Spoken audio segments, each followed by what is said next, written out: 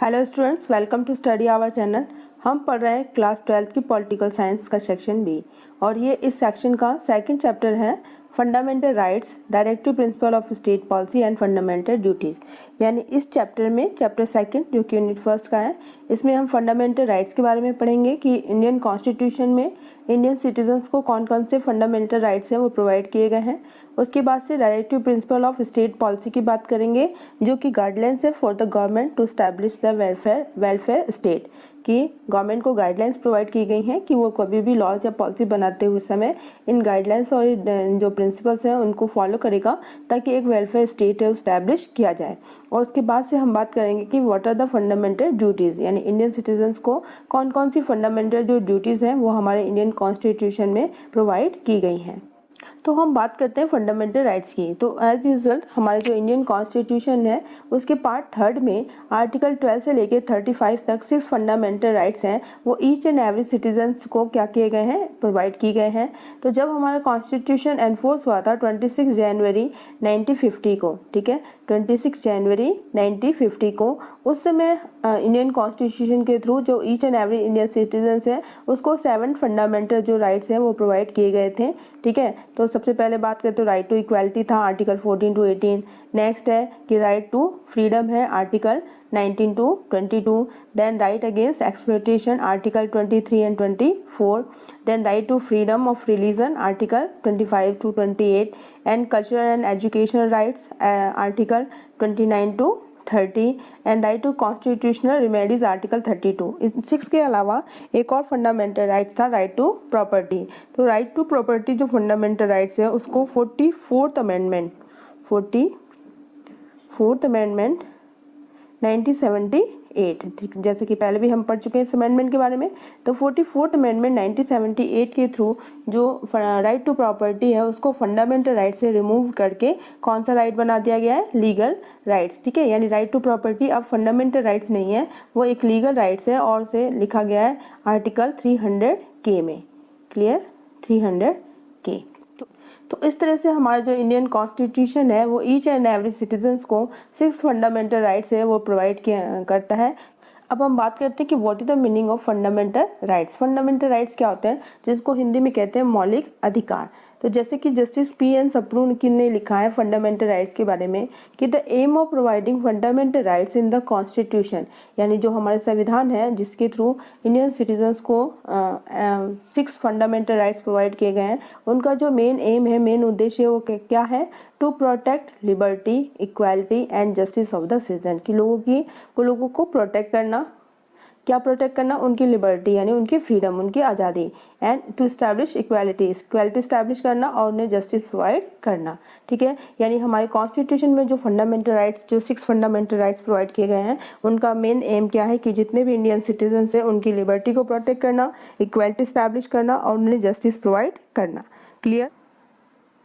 तो fundamental rights are the another form of rights, यानी एक तरह के राइट्स होते हैं जो कि किसी भी इंडिविजुअल के फिजिकल, मेंटल और मोरल डेवलपमेंट के लिए क्या होता है, एसेंशियल होते हैं। यानी फंडामेंटल राइट्स है वो हमारे कॉन्स्टिट्यूशन में क्यों प्रोवाइड किए गए हैं, ताकि ईच एंड एवरी जो सिटीजन है उसका फिजिकल, मेंटल और जो मोरल डेवलपमेंट है वो किया जा सके। क्लियर। और स्टेट है, स्टेट किसी भी फंडामेंटल राइट्स में इंटरफेयर नहीं करेगा, यानी जो भी कॉन्स्टिट्यूशन में ने इंडियन सिटीजन्स को फंडामेंटल राइट्स प्रोवाइड किए गए हैं, like right to equality, right to freedom, right against exploitation, right to freedom of religion, cultural and educational rights, या फिर राइट्स टू कॉन्स्टिट्यूशनल रेमेडीज की बात करें, तो इन किसी भी राइट्स में जो कि इंडियन कॉन्स्टिट्यूशन के थ्रू इंडियन सिटीजन्स को प्रोवाइड किए गए हैं उसमें स्टेट इंटरफेयर नहीं करेगा। और यदि स्टेट इंटरफेयर करता है या किसी भी पर्सन के फंडामेंटल राइट्स का वायलेशन होता है, अतिक्रमण होता है, उल्लंघन होता है, तो कोई भी इंडियन सिटीजन्स है वो जुडिशरी में यानी सुप्रीम कोर्ट और हाई कोर्ट में क्या कर सकता है, अपील कर सकता है इसके वायलेशन के अगेंस्ट में। ये फंडामेंटल राइट्स भी प्रोवाइड किया गया है। जैसे कि यदि बात करें तो सुप्रीम कोर्ट में यदि अपील किया जा सकता है against the violation of fundamental rights, तो वो लिखा हुआ है आर्टिकल 32 में। और यदि सेम अपील यदि हाई कोर्ट में की जाती है तो it is written in article 226।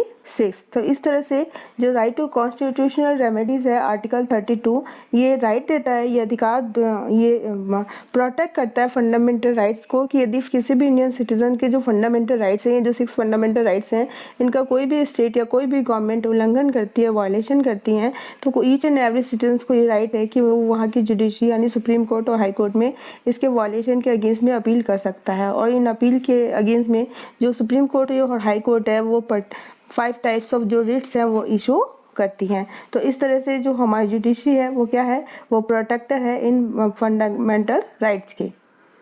तो इस तरह से जो जुडिशरी है, जो हमारी सुप्रीम कोर्ट और हाई कोर्ट है, वो fundamental rights of Indian citizen को क्या करती है, प्रोटेक्ट करती है, उसकी सुरक्षा करती है। जैसे कि पहले भी हमने बात की कि जब हमारा कॉन्स्टिट्यूशन इन्फोर्स हुआ था, लागू हुआ था 26 जनवरी 1950 को, उस समय each and every Indian citizens को 7 फंडामेंटल राइट्स है वो प्रोवाइड किए गए थे।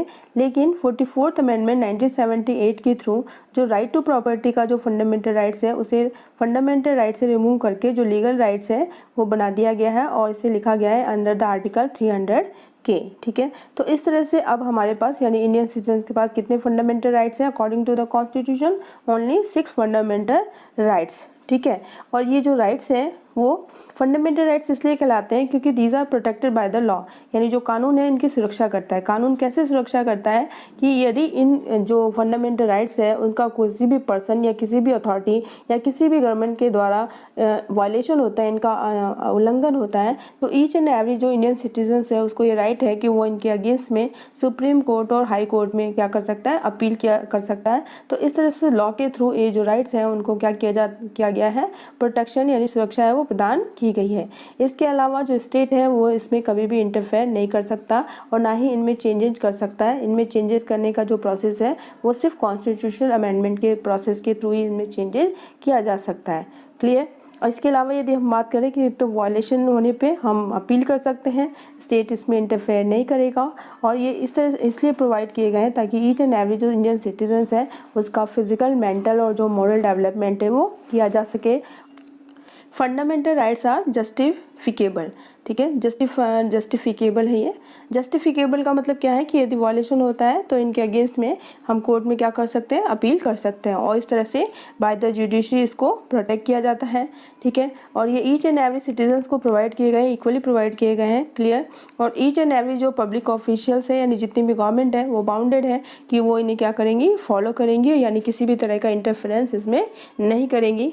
फंडामेंटल राइट्स इंडियन कॉन्स्टिट्यूशन के through each and every citizens को इसलिए प्रोवाइड किए गए हैं ताकि ईच एंड एवरी जो पर्सन है, जो इंडिविजुअल है, उसका ओवरऑल डेवलपमेंट हो सके। ओवरऑल डेवलपमेंट मीन्स उसका फिजिकल, मेंटल और मोरल डेवलपमेंट हो सके। ठीक है, इसलिए जो ईच एंड एवरी सिटीजन्स है उसको 6 फंडामेंटल राइट्स हैं वो प्रोवाइड किए गए हैं इन द इंडियन कॉन्स्टिट्यूशन के पार्ट 3 में फ्रॉम आर्टिकल 12 to 35, यानी आर्टिकल 12 से लेकर 35 तक पार्ट 3 में 6 फंडामेंटल राइट्स हैं वो प्रोवाइड किए गए हैं to the each and every Indian citizens. Now we talk what is the importance of fundamental rights, यानी इंडियन कॉन्स्टिट्यूशन के थ्रू जो इंडियन सिटीजन्स को 6 फंडामेंटल राइट्स प्रोवाइड किए गए उनकी इंपॉर्टेंस क्या है। तो जैसे कि हम जानते हैं कि ईच एंड एवरी जो इंडियन सिटीजन्स हैं उनको 6 फंडामेंटल राइट्स हैं वो प्रोवाइड किए गए हैं और सारे जो 6 फंडामेंटल राइट्स हैं ईच एंड एवरी सिटीजन्स को इक्वली प्रोवाइड किए गए हैं, यानी किसी भी तरह का उसमें डिस्क्रिमिनेशन नहीं किया गया है। इसके अलावा जो हमारा फेडरल गवर्नमेंट सिस्टम है, फेडरल गवर्नमेंट सिस्टम मतलब जो हमारे यहाँ पे लेवल ऑफ गवर्नमेंट है, national level government, state level government and local level government. ठीक है, तो तीनों जो हमारी लेयर ऑफ गवर्नमेंट है वो बाउंडेड है कि वो इन जो फंडामेंटल राइट्स है उसको क्या करेंगी, इम्प्लीमेंट करेंगी। इसके अलावा जो हमारी जुडिशरी है, जो हमारा सुप्रीम कोर्ट या हाई कोर्ट है, वो इन फंडामेंटल राइट्स को क्या करता है, प्रोटेक्ट करता है। कैसे प्रोटेक्ट करता है कि जब भी यदि किसी इंडियन सिटीजन्स के फंडामेंटल राइट्स जो मौलिक अधिकार हैं, ये जो 6 मौलिक अधिकार है उनका वायलेशन होता है, उल्लंघन होता है, यानी उनको इनके इन मौलिक अधिकारों का हनन होता है, तो पर्सन के अपील किए जाने पे जो जुडिशरी है यानी सुप्रीम कोर्ट है अंडर द आर्टिकल 32 एंड जो हाई कोर्ट है under the article 2 to 6 5 types of जो रिट्स है वो इशू करता है। इन रिट्स के बारे में हम इस चैप्टर में आगे बात करेंगे। जो फंडामेंटल राइट्स है उसके थ्रू जो गवर्नमेंट के राइट्स को और डिक्टेटरशिप की मेजॉरिटी को कंट्रोल किया जाता है, यानी जो गवर्नमेंट है वो हमेशा इस तरह से काम करती है ताकि किसी भी ईच एंड एवरी सिटीजन का जो फंडामेंटल राइट्स है उसका वायलेशन ना हो। Fundamental rights even more than the general law. जो फंडामेंटल राइट्स है वो जनरल लॉ यानी कोई भी गवर्नमेंट लॉ बनाती है, कोई भी लीगल लॉ है, उससे ज़्यादा इंपॉर्टेंट कौन से होते हैं? फंडामेंटल राइट्स क्यों होते हैं? क्योंकि ये एक तरह से बाय नेचर भी हमें गिवन होते हैं और इन नेचुरल जो राइट्स हैं उन्हीं को फंडामेंटल राइट्स का फॉर्म है वो कन्वर्ट कर दिया गया है। नेचुरल राइट्स को ही जब लीगल प्रोटेक्शन प्रोवाइड कर दी गई है by the constitution, that's why they are called fundamental rights. Clear. और वायलेशन होने पे हम क्या कर सकते हैं? अपील कर सकते हैं जुडिशरी में, और जुडिशरी में अपील किए जाने के बाद जो जुडिशरी है वो 5 टाइप्स ऑफ रिट्स है यानी जो नोटिस है वो इशू करती है। तो जैसे कि हम जानते हैं कि सुप्रीम कोर्ट या हाई कोर्ट में जब फंडामेंटल राइट्स का वायलेशन होने पे हम अपील करते हैं तो सुप्रीम कोर्ट और हाई कोर्ट है वो 5 टाइप्स ऑफ रिट्स को क्या करते हैं? इशू करती हैं। तो हैबियस कॉर्पस है, मैंडेमस है, प्रोहिबिशन है, सर्टियोररी है एंड क्यू वारंटो। ये 5 टाइप ऑफ रिट्स हैं जो कि फंडामेंटल राइट्स के वायलेशन होने पे supreme court under the article 32 and high court under the article 226 के अंडर में इशू करता है। ठीक है। तो कौन कौन से 6 फंडामेंटल राइट्स हैं उसकी पहले भी हम बात कर चुके हैं। तो हमारे इंडियन कॉन्स्टिट्यूशन के पार्ट 3 में आर्टिकल 12 to 35 यानी आर्टिकल 12 से लेके 35 तक फंडामेंटल राइट्स है। 6 फंडामेंटल राइट्स डिफाइंड है। तो राइट टू इक्वालिटी है, राइट टू फ्रीडम है, right against exploitation, right to freedom of religion, cultural and educational rights and right to constitutional remedies article 32। अब हम बात करते हैं कि कौन कौन से फंडामेंटल राइट्स हैं और किस आर्टिकल में एग्जिस्ट करते हैं। तो जैसा कि पहले ही बात कर चुके हैं कि 6 फंडामेंटल राइट्स अभी है हमारे पास आफ्टर द 44th अमेंडमेंट 1978 जो कि हमारे कॉन्स्टिट्यूशन के पार्ट 3 के आर्टिकल 12 से लेकर 35 तक डिफाइन है। तो सबसे पहला आर्टिकल है राइट टू इक्वालिटी। इक्वालिटी मतलब समानता यानी समानता का अधिकार, और ये डिफाइंड है आर्टिकल 14 to 18। ठीक है। तो इस तरह से जो 5 है यानी 14, 15, 16, 17, 18 5 हमें फंडामेंटल राइट्स प्रोवाइड किए गए under the article right to equality. The next is right to freedom, और ये आर्टिकल 19 to 22 प्रोवाइड किए गए हैं। तो और अंडर द आर्टिकल 19 हमें 6 राइट टू फ्रीडम है वो फंडामेंटल राइट्स हमें प्रोवाइड किए गए। 6 तरह की स्वतंत्रताएं हमें प्रदान की गई जिसको कि आगे हम डिटेल में स्टडी करेंगे। फिर नेक्स्ट है राइट्स अगेंस्ट एक्सप्लॉयटेशन यानी शोषण के विरुद्ध अधिकार जो कि आर्टिकल 23 एंड 24 में डिफाइन है। Right to freedom of religion, और ये आर्टिकल 25 से 28 तक डिफाइन है।